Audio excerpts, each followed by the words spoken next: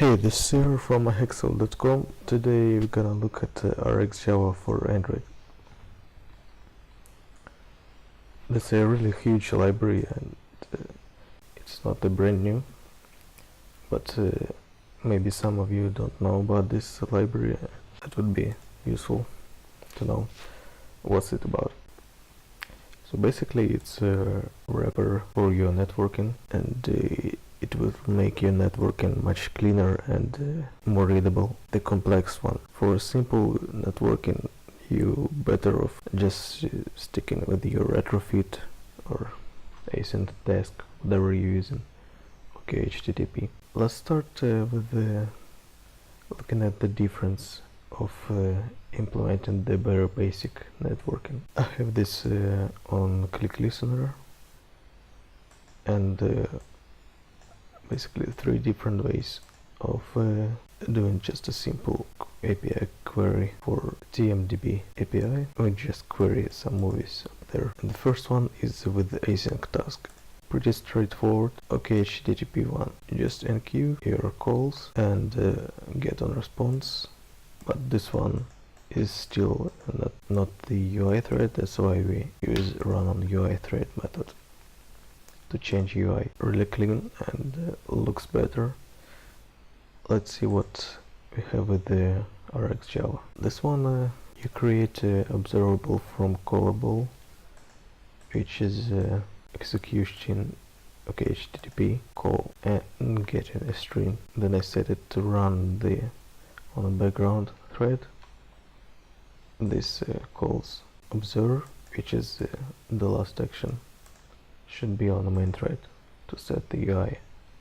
So it's much more customizable than all the other approaches, but for simple networking doesn't seem like having so much of advantage. But the true value of this library you get in really complex API calls, like when you have 3 calls in a row, each one depending on the previous success, and you need to check it each time, making those nested callbacks which look horrible, and RxJava can fix that problem. To use the TMDB API for building up a movie. Have this movie model with ID, title and video URL, and doesn't return all those fields in one API endpoint. You'll have to make 3, and we're just gonna use this as for example.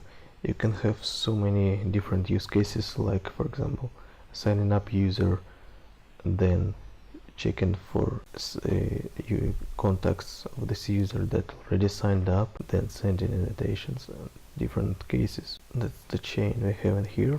And same, start with the fetching movies, and then we use map method, which is run on the background thread as well. You get the arguments from this method return, which is a list of movies, and we get the first and extract the ID. And then we make one more API call in this map method to get its title, the movie and ID. We create a movie object, set a title ID, and we return the movie, not a string, you see, because the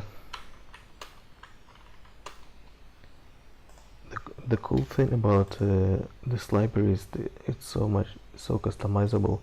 You can change the input and return parameters as much as you want.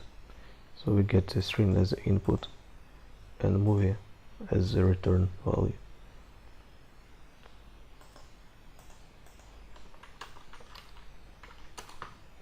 And here you see we have movie input and return values. And the last map is driven movie and fetching a video URL. One more networking call and saving it,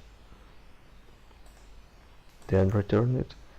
We have subscribe disposable observer, which is run on the main thread, and here in on next, we can set it on the UI or whatever we want. And the stuff that I covered is not even the half. There is so much that you can do with this library. Really customizable, useful, and helps reduce the complexity. And of course,